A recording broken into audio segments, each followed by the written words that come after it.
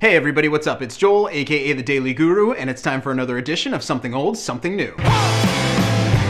Today for Something Old, we're going to check out an album from one of the true icons of all types of music. It's the one and only Miles Davis, and we're going to look at his 1959 album, Kind of Blue. The reality is, with artists the caliber of Miles Davis, you can easily cite a handful of records as massively influential and groundbreaking, so in many ways, it comes down to personal taste when you're going to talk about the best album of that artist. Furthermore, in the case of Miles Davis, there are so many distinctive styles he had throughout his career that you can argue that there's a definitive moment from each of the various approaches he took. One of the key aspects that sets Kind of Blue apart from not only his own catalog, but that of most other jazz musicians, is that leading up to the recording sessions, the other musicians on the album had almost no idea of what they were going to be playing. Miles kept the structures and the melodies almost completely to himself, and there have been a number of interviews where the band members suggested that Miles himself didn't even have a clear picture of what the final song would sound like until it was done. The fact of the matter is, every single musician on this album is a legend unto themselves, and it all begins with the tenor sax player on the album, none other than John Coltrane. On every track, the interplay between Davis and Coltrane is nothing short of phenomenal, and you can truly hear the musicians pushing one another to greater heights. On alto sax is the great Cannonball Adderley, and his performance on these songs proves that he's easily on par with these other jazz legends. Along with him, pianist Bill Evans brings what's almost a second vocal line to these tracks. Double bassist Paul Chambers and drummer Jimmy Cobb hold down the rhythm section, and they're where you really find the cool aspect of Miles Davis's music intact throughout the entire record. Along with this all-star lineup, Miles Davis is in rare form, and it's this album that really sets the blueprint for the modal style of jazz, and it's also this record where you see the clear point of departure for him from the bop style that dominated a majority of his early career. The fact is, this album is absolutely mind-blowing due to the creative lines that the musicians play throughout, and yet there's not a single moment anywhere on the album where it sounds forced or unfocused in any way. Whether it's due to the musicians playing or the content therein, there's no question that Kind of Blue is an absolute musical landmark. And if it's not in your collection, you must go out and get a copy right now.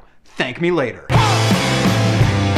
Today for something new, we're going to check out the brand new release from Marilyn Manson, and it's called Born Villain. With the band's first new material in more than 3 years, it seems the group has finally done away with that silly image and pretension that dominated much of their commercially successful records. And that's a good thing because at their core, Marilyn Manson is a great heavy metal hard rock band. Overall, this record is a far more metal-driven effort than their previous releases, and yet that techno-electronic sound that sits under a number of their previous recordings is still present. However, the fact of the matter is this: there's nothing on this record that's going to blow you away. It's good, but it's far from great. At the same time, it is refreshing to hear Marilyn Manson returning to their roots and not needing silly antics or subtext to convey their music. The songs are a bit sparse at certain points, and while this sonic diversity is a good thing, overall, the record just lacks that punch, that fullness that has always been present in the music of Marilyn Manson. So while it's a good sign that the band seems to be taking steps back towards that sound they had at the early 90s, this is a very small and unfortunately unimpressive step. So on the bite or borrow it, this one is a borrow it,